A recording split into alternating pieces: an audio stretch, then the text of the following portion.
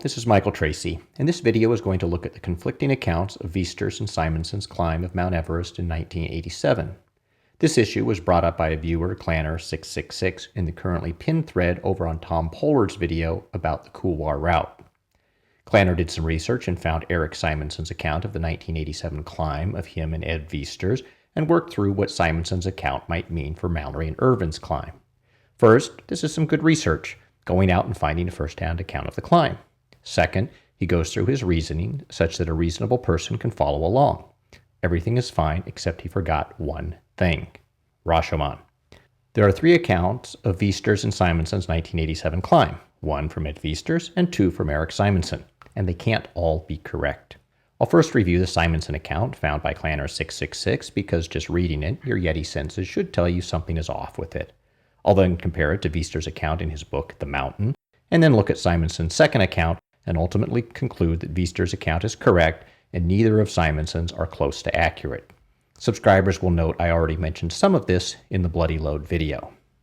I am making a video about the zigzag versus couloir routes that will be out shortly, and I didn't want to digress too far into this side issue, so I'll cover it here in this short video.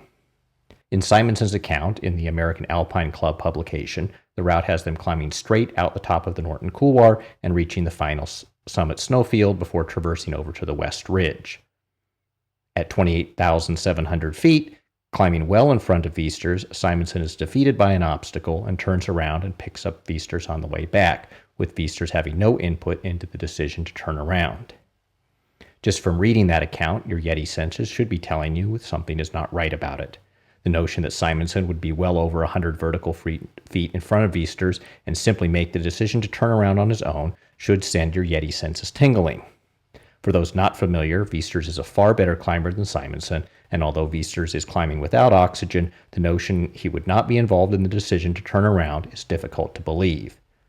Next, if they did indeed reach the final snowfield, why not take the well-established route along the summit traverse to the final northeast portion of the summit ridge? There would be no reason to traverse to the West Ridge from the snowfield, and Simonson offers no reason for this rather bizarre route choice. In contrast, Viesturs' account in The Mountain is detailed and consistent. It has them climbing out of the small gully to the right of the couloir and then traversing over to the West Ridge because the more direct route to the summit taken by Messner and Ursler was not possible due to the lack of snow. Viesturs has the two of them jointly making the agonizing decision to turn around just over 300 feet below the summit.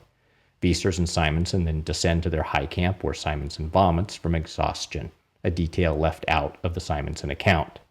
Later, another account from Simonson appeared in a 2013 article written by Pete Poston, which I mentioned in the Bloody Load.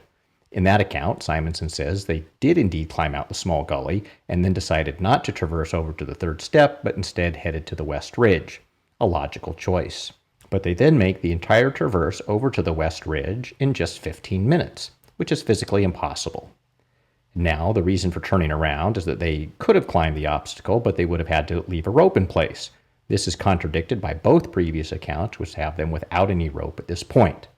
Also, the 2013 account has them jointly making the decision, and gone is the mention of Viesturs being far below. Given the multiple conflicting accounts, I will leave it to the viewer to make their own determination of what really happened that day. But it should come as no surprise that I will not be using Simonson's accounts in my upcoming video.